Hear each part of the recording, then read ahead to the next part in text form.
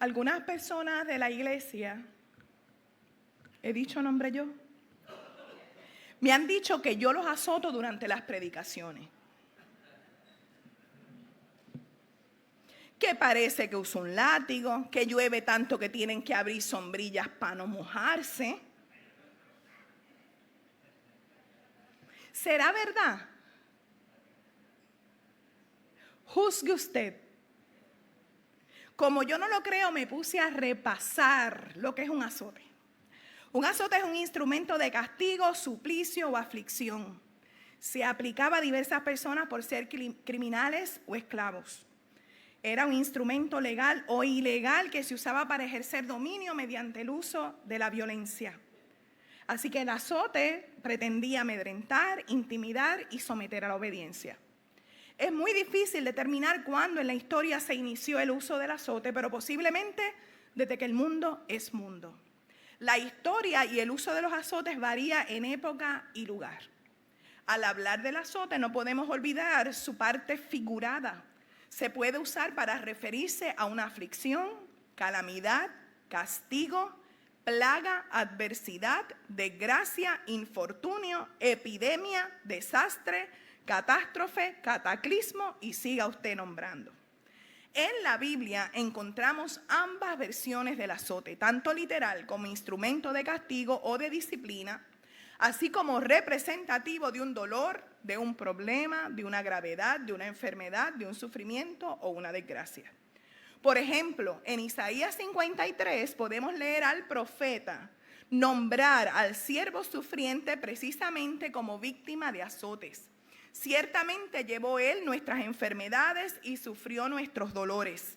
Y nosotros le tuvimos por azotado, herido por Dios y afligido. Bien sabemos que siglos después la iglesia cristiana le ha adjudicado estos versos bíblicos a Jesús. Por otro lado, en Hebreos 12:6 encontramos un versículo muy esperanzador y lleno de paz que dice así: porque el Señor al que ama disciplina y azota a todo aquel que tiene por hijo. Mucha paz y tranquilidad a ese, ¿verdad? Porque el Señor al que ama disciplina y azota a todo el que tiene por hijo. Hoy no quisiéramos que el Señor nos amara.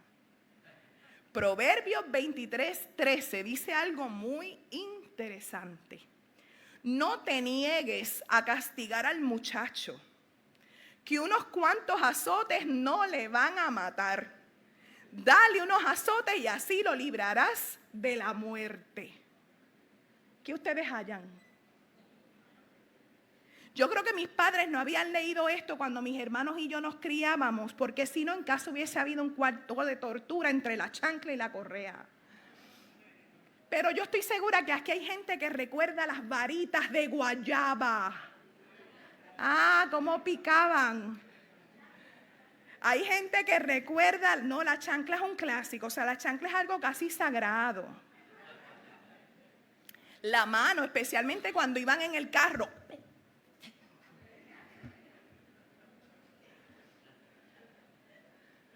Otras iban a la escuela de puntería con lo que encontraran, con lo que tuvieran a la mano.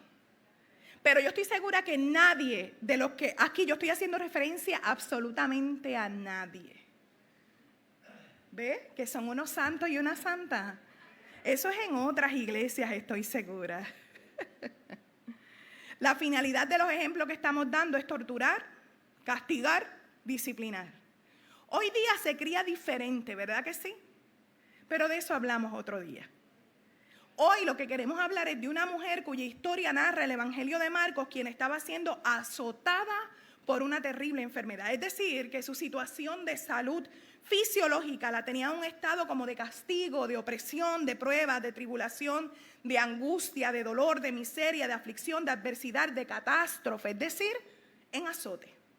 Y así ella debía sentirse, y estoy segura que era su vida. Se trata de la mujer del flujo de sangre o la hemorroísa, de quien tantas veces hemos escuchado hablar, hemos leído o hemos predicado. Es una mujer que no tiene nombre como tantas innombradas en la Biblia, colocándolas en una categoría social inferior y en una categoría religiosa inferior tan solo por ser mujer. Y mucho peor, por tener una enfermedad a la cual el autor sagrado en 2 ocasiones en esta perícopa de Marcos que acabamos de leer a través de nuestra hermana Chele, particularmente los versículos 29 y 34, denomina su enfermedad como un azote. Pablo, el apóstol, más adelante, aunque realmente Pablo escribió primero que los evangelistas, le llamó el aguijón en la carne, pero era el mismo concepto. Se creía que el aguijón era una enfermedad y que estaba azotando muy fuerte a Pablo. Él dice algo así: me fue dado un aguijón en mi carne, un mensajero de Satanás que me abofeté. Por lo tanto, era un azote, y estoy leyendo literalmente de Corintios. La palabra griega del idioma el cual fue escrito el Nuevo Testamento para azote es mastix, representando la idea del contacto, porque es como de masticar o morder. Y hace sentido porque el azote muerde, nos come, nos traga. Y hace contacto con nosotros físico, mental, emocional y espiritual, haciendo que necesitemos otro tipo de contacto, un contacto sanador, liberador y restaurador. Precisamente eso fue lo que ocurrió con la mujer del relato de Marcos capítulo 5. Ella hizo contacto, ella necesitaba contacto. Y este detalle es importante y no se debe escapar a nosotros hoy, porque ella precisamente estaba muy lejos de contacto. Por su enfermedad no había tenido contacto en años. El derramar sangre la hacía social y religiosamente impura a ella y a todo lo que tocara. Por lo tanto, ella tenía que estar aislada de toda persona. Ella se supone que no saliera de su casa. Por lo tanto, podemos asumir que quizás no estaba casada, si lo estuvo ya no lo estaba, no pudo tener hijos, no tenía amigos, no tenía familia, no tenía iglesia, no tenía comunidad, no tenía vecinos que se le pudieran acercar. Encima de eso, tampoco tenía recursos económicos porque los había gastado todo tratando de curarse. Hambre, desnutrición, hemoglobina baja y todo lo necesario para estar sobreviviendo y casi no vivir. Estoy casi segura que con este cuadro de azote, posiblemente la mujer hemorroísa no tenía ganas de vivir. El azote de la mujer del texto sagrado era físico por su hemorragia, pero también ella era víctima del azote social por el prejuicio y la limitación de sus recursos. Había perdido su identidad y, por supuesto, le habían robado su dignidad. El azote religioso era peor que un huracán. Por el rechazo, la comunidad legalmente la podía rechazar porque ya venía desde siglos con el permiso de Dios y en el nombre de Dios, trayendo desde el Levítico toda la impureza por su sangre. Nadie se le podía acercar, ella no podía acercarse a nadie, nadie la podía ayudar. Y según la religión, ni a un Dios lo debía hacer. La mujer hemorroísa estaba abandonada a su soledad y a su suerte. Y la religión sagrada del Estado y de la sociedad judía, en vez de hacer que Dios se le acercara, realmente la ayudaba y le validara que ella estuviera azotada. Te pregunto si realmente las religiones en estos tiempos, siglos después, siguen azotando a la gente. ¿Qué crees tú? ¿La iglesia presbiteriana azotará a la gente?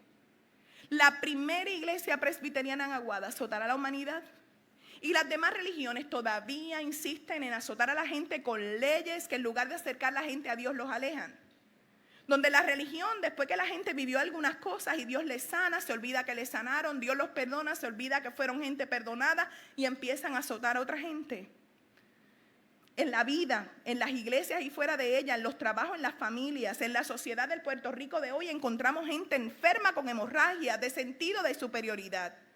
Porque Cristo me salvó y ahora canto alegre, porque Cristo mi alma restauró y volver atrás no puedo más. Pero dejamos atrás al que yo crea y quiera y considere que debo dejarlo detrás de mí porque se quedó bien atrás, porque ya no cumple los requisitos mínimos de la Biblia míos y de la iglesia. Y de la santidad y la pureza que la religión se ha inventado en nombre de Dios. Y le empezamos a poner etiquetas, argumentos, excusas a la gente porque no te esforzaste, porque no te congregaste, porque no trabajaste en la iglesia, porque no serviste, porque no diezmaste, porque no eres como yo, porque no vives como yo, porque no estás casada, y miles de excusas que vienen desde las mismas pailas del infierno.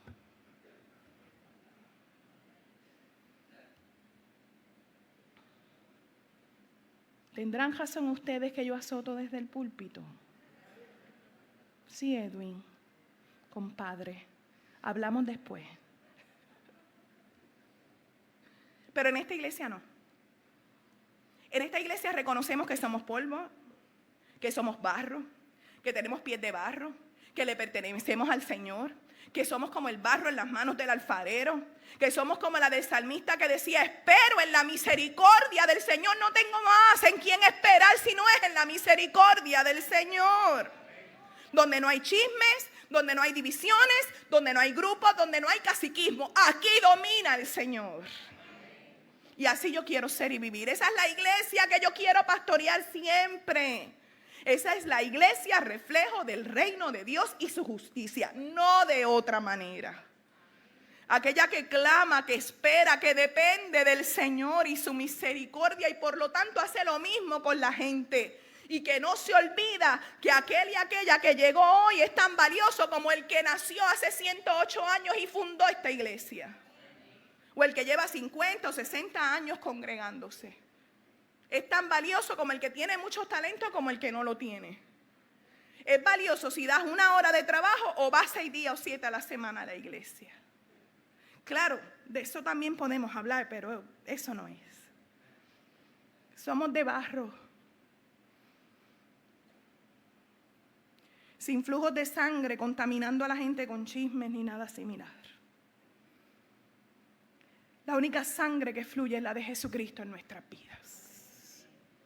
Esos azotes religiosos, eclesiásticos, de la sociedad y del mundo podrido que a veces traemos a la iglesia enferman más y destruyen peor que los azotes causados por enfermedades.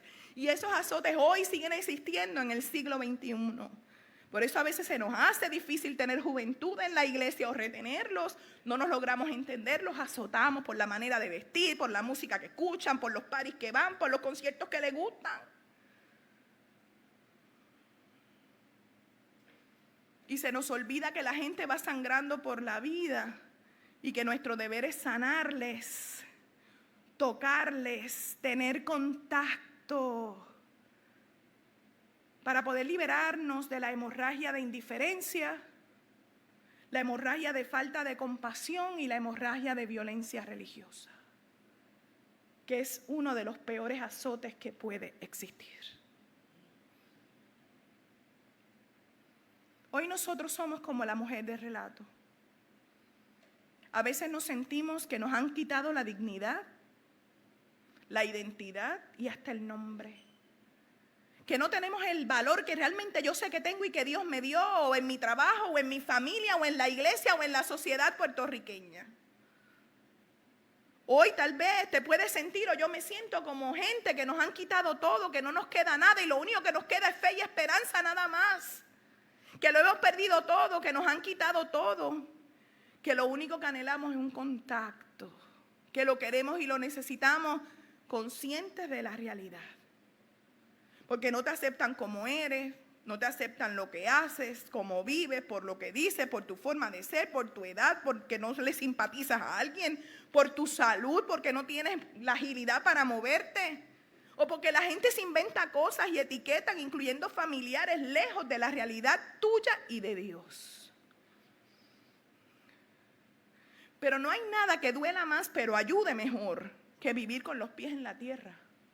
Yo sé quién soy y sé quién soy en Cristo. Ya no vivo yo, ahora vive Cristo en mí. Yo sé que necesito el contacto con Jesús, que no me juzga, sino que me entiende y me atiende. Que me perdonaría, que no me rechazaría, que me ayudaría, que me sanaría, que me liberaría. Y así es, así será y así fue. ¿Acaso no recuerdas cuando Cristo tuviste contacto con Él y te transformó? ¿Tú tú recuerdas ese día, ese tiempo, ese lugar, yo lo recuerdo muy bien. Para mí recuerdo con mucha nostalgia, mucha alegría, mucha celebración. Para mí el 7 de junio del año 1986. Hablar de cosas que ocurrieron hace 38 años me ponen a temblar porque ya uno avanza en edad. Yo nací en el seno de la iglesia y me había criado en la iglesia, pero ese domingo, ese día, Jesús me dejó tocarlo. Realmente Él me estaba tocando a mí, me tocó el alma, me tocó la mente, me tocó la vida y me escogió para siempre. Yo no tenía tanta edad, 12 añitos ni mérito, solamente tenía el deseo de tocar a Jesús y que Jesús me tocara a mí. Solo tenía el deseo de vivir por Él y para el Señor. Él había encendido una llama que nadie ha podido apagar. Espero yo misma no hacerlo nunca. Era el gozo de la salvación, era el gozo de la transformación, era el gozo de la liberación, aun cuando mi mente a los 12 años no entendía todo, ni mucho menos sabía el futuro. Creo que sí los echo para atrás. Ese día, igual que hoy, pude entender mejor a la mujer del relato, porque a veces un segundo hace la diferencia, un segundo. Uno. Piense por un momento en la hemorroísa armando su escena, tomando una decisión determinante para siempre. Tomo la decisión, me meto a la multitud, me van a reconocer, me van a sacar, corro el riesgo de morir, me pueden apedrear. Si toco a alguien, si alguien tiene contacto conmigo, pero yo necesito tocar aunque sea el borde de sus vestiduras. Qué difícil es la toma de decisiones a veces. A veces las decisiones están entre la vida y la muerte, el bien y el mal, el azote o la libertad. Si tan solo pudiera, si tan solo me quisiera, si tan solo me pudiera levantar, si tan solo pudiera oír, si tan solo pudiera ver, si tan solo pudiera lograrlo. Ese deseo de ella, si tan solo es el mismo de cada uno de nosotros hoy, si tan solo alcanzara la salvación, la libertad, si tan solo viniera a la iglesia, si tan solo ganara el concurso, si tan solo me contestaran la carta, si tan solo pudiera cambiar de empleo, si tan solo me pudiera casar, si tan solo me pudiera divorciar. Si tan solo tal vez se me iría el azote. El azote de enfermedad, el azote social, el azote familiar, el azote mental, el azote religioso. ¿Cuántas veces nos acosamos uno mismo y a los demás? ¿Cuántas veces somos acosados y azotados? Si tan solo, ¿lo hago o no lo hago? Yo me imagino a aquella mujer en su soliloquio, en su diálogo consigo misma, en solitario. ¿Qué tengo que perder si ya lo he perdido todo? Esta es mi última oportunidad. ¿Qué puedo ganar si no tengo nada? ¿Por qué no? Porque sí. ¿Cuántas veces te ha pasado? Quizás te está pasando hoy. Quizás cuando tengas que salir de aquí tienes que tomar una decisión que puede tomar 10 años, puede llevar una década para tomar una decisión o quizás 10 segundos. Azotes mentales, azotes internos. Tienes que lidiar con tus propios azotes.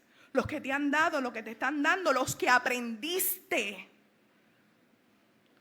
los que percibiste, los que te dieron, los que se inventaron, los que cogiste gratis o los que creaste. Pero de momento y de repente aparece en escena el manto de Jesús. Había una creencia de que los curanderos de la época lo cubrían todo, hasta su sombra tenía poder para sanar. Por lo tanto era un todo, hasta su ropa podía tener. Así que quizás entre un poquito de aventura, de cuento, de cultura y de realidad, esta mujer alcanzó a tocar aunque fuera el borde del manto de Jesús. Porque si Jesús lo es todo, y sin duda lo es, aún de su ropa salió poder, aún de su ropa salió virtud, aún de su ropa salió fuerza transformadora, porque se trataba del Dios del universo, que no solamente estaba en Jerusalén, sino que está aquí hoy. Hoy, aquí y ahora. Con su poder transformador, con su fuerza salvadora, para que tú y yo toquemos su salvación. Quizás la vida, mi amada familia en la fe, te pudiera estar azotando hoy, quizás a un hijo, quizás a un nieto, quizás te azotó, quizás a alguien muy querido está siendo azotado hoy. Y hoy es día de tocar el manto de Jesús. Hoy es día de decirle: Jesús, aquí estoy, no me atrevo, pero tócame tú, déjame tocarte. Necesito un azote de gracia, un azote de poder, un azote de virtud, un azote de amor, un azote de compasión a Jesucristo. Que sustituya los azotes de la vida que me tienen llorando, que no me hacen sonreír, que me tienen estresada. Y como dirían algunos en la calle, en las redes o hasta en la familia, vieja y fea. Porque no faltan. Píntate las canas, me dijeron.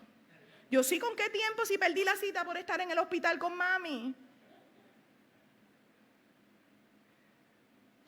O sea, vieja y fea por estar cuidando a mi mamá en el hospital. Azote, por eso yo azoto para adelante, pero eso es de paréntesis.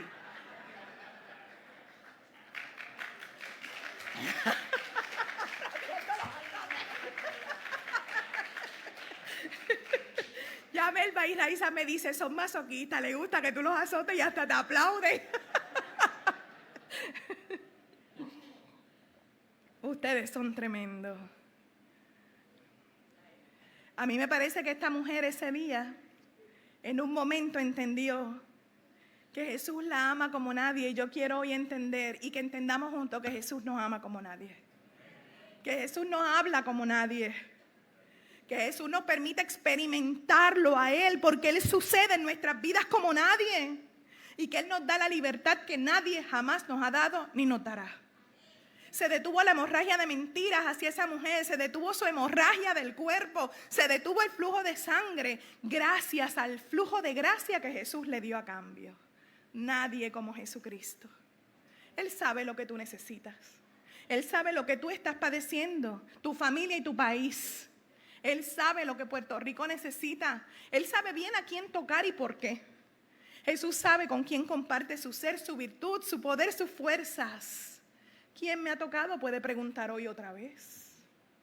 ¿Quién me ha tocado? ¿Quién me está tocando?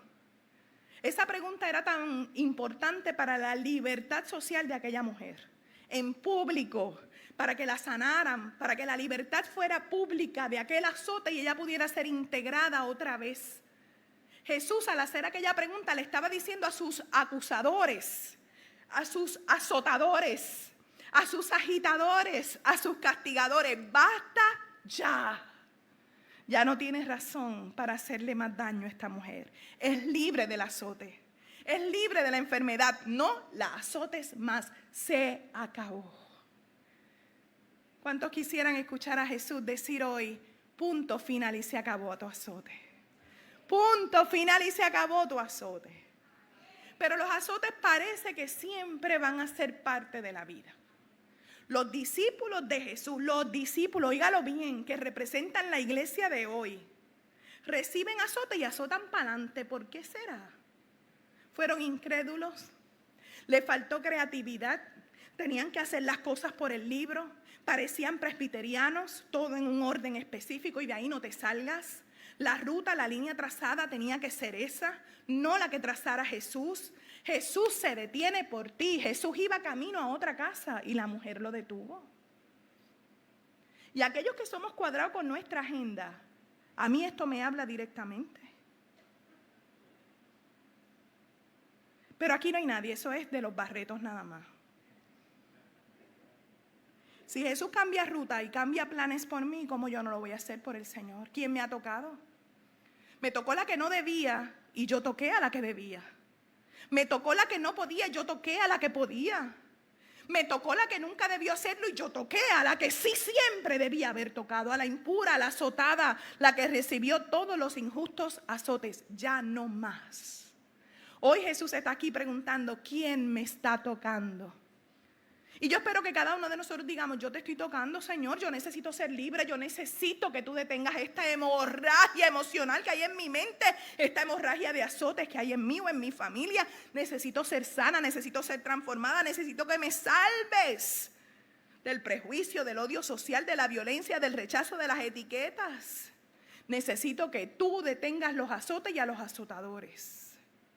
¿Quién hoy necesita un toque para ser libre del azote que estás viviendo? Tal vez en tu cuerpo, tal vez en tu mente, en lo más profundo de tu alma y de tu ser, quizás tu familia, tu iglesia. Yo necesito tocar al Señor y que se detengan mis azotes. Y si yo lo necesito, lo necesitamos todos. Necesitamos virtud, poder, fuerza de Dios para nosotros. Para que ya no vivamos dañados, ni dañando, ni azotados, ni azotando, sino libres de todos los azotes. Quien toca a Jesús es tocado para desatar, libres de la enfermedad por tu fe, por tus convicciones, por tu esperanza, por tu forma de responder a Cristo. Eso pasó con la mujer. Vete, mujer, que tu fe te ha hecho salva, libre del azote, no seas azotada más, pero tampoco azotes a nadie. ¿Quién va a azotar después de ese milagro? No hay nada mejor que un cristiano humilde que sea capaz de hacer lo que el Señor hizo por uno. No hay nada peor que un cristiano con sentido de superioridad que se olvidó que Dios le sacó del lodo cenagoso, de la escoria y de la basura. Y estoy usando términos bíblicos. Aleluya. Aleluya. Y mire que hay muchos. Hay muchos. Y muchos son presbiterianos. Y ministros y ministras ni hablar. Pero ese no es tema. Ahí es que ustedes atienden, pero ese no es el tema de hoy. Hay que vivir postrados como hizo la mujer, diciendo la verdad, aquí estoy, soy yo. Y que Jesús responda, sean libres del azote. ¿Cuántos quieren escuchar a Jesús? ¿Cuántos quieren ver a Jesús liberando, sanando, transformando, restaurando, dando novedad de vida y en libertad? Yo quiero verlo en todo Puerto Rico. Puerto Rico está viviendo bajo azotes de todo tipo. Nos están amenazando los huracanes y empezaron muy temprano. No quiero ni imaginar septiembre. Y no solo a nosotros, amenazan el Caribe y por ahí. Nos amenazan huracanes y la palabra azotar cuando viene un huracán es bastante conocida para nosotros, pero el gobierno nos está azotando, Luma nos está azotando, a la Suiza Dairy los empleados los están azotando. Y la joven madre de 3 hijos que los dejó solos mientras trabajaban, que mucho azote. Si tú y yo estamos aquí hoy pidiendo una liberación de los azotes, es para no azotar más. Detén la hemorragia, Señor. La hemorragia de odio, de coraje, de dolor, de enfermedad, de guerra. Da paso a la salud y a la vida abundante. Si se dan cuenta en estos relatos que acabamos de leer, Jesús siempre ha estado y está a favor de la salud y de la vida. Siempre a favor de la salud y de la vida.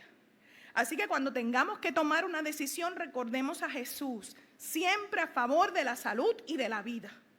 Y que cuando usted tenga que tomar una decisión, siempre a favor de la salud y de la vida. Para cuando usted diga en su casa, no voy para el doctor, aunque se sienta muriendo, eso no es voluntad de Dios. Jesús está a favor de la salud y de la vida. Lo que usted está haciendo es un acto de rebeldía y complicándole la vida a sus hijos y a su familia. No hubo ni un amén. Porque no es aquí, es en otras iglesias. Usted le va a dar este mensaje a otra gente. ¿Entiende? Esta historia, para terminarla, está rodeada en el principio y en el final por un hombre padre llamado Jairo. Fíjese, tenía nombre y al principio dijimos que la hemorroísa no tiene nombre. ¡Qué contraste! No era azotado por ser hombre. No era azotado porque era un funcionario político y religioso. Su hija estaba siendo azotada por la enfermedad a nivel de que estaba agonizando. Y Jesús iba de camino a visitar la petición del papá. Mire qué contraste entre escenas. Y ahí de camino se encontró con la mujer del flujo de sangre. Porque en Dios todo fluye bien y mejor. Y esto yo me lo tengo que aplicar por los cambios que aparecen en la vida. Parece que cuando uno cumple 50 años los cambios son parte de la vida. Los azotes son parte de la vida.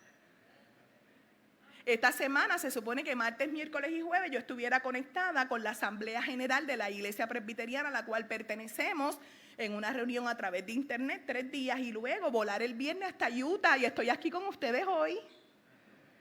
porque mi mamá estaba hospitalizada, no me iba a ir a ningún lugar teniendo a mi mamita en el hospital, porque yo sé dónde están mis prioridades. Con dolor en mi alma, porque me hubiese gustado representar al Presbiterio del Noroeste que me escogió para esa tarea. La asamblea se realiza 2 años.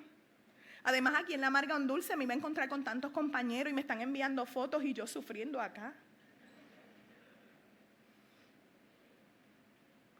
Por alguna razón no fue y aquí estoy y estoy disfrutándomelo mucho. De hecho, iba a haber un predicador aquí y en medio de estos días le dije, fulano, Pablo Caraballo, yo voy a estar en Aguada, no te preocupes. Y mi hermano y Willy me dijeron, con lo cansada que tú estás, llámalo y que predique, ¿verdad? Lo llamé y me dijo, ya tengo compromiso, olvídate que yo tengo que azotar a mi iglesia el domingo en el nombre de Jesús.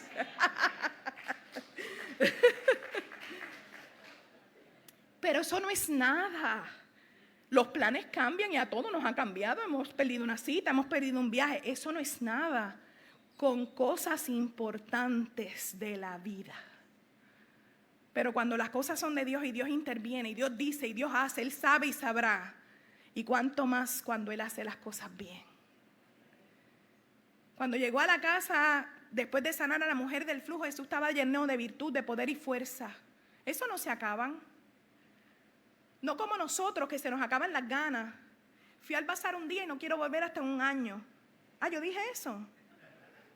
Hice esto, pero no vuelvo. Fui anciano gobernante una vez, pero no me recluten más. Así que Jesús sacó a todos los que no abonaban a la vida, tomó de la mano a la chica, la tocó como hizo con la mujer del manto, compartió el toque que la mujer le había dado y le dio vida. Talita cumi, levántate. La nena parecía que estaba desmayada porque Jesús le dijo, denle de comer, tenía un bajón de azúcar. Jesús era presbiteriano que todo lo celebra con comida.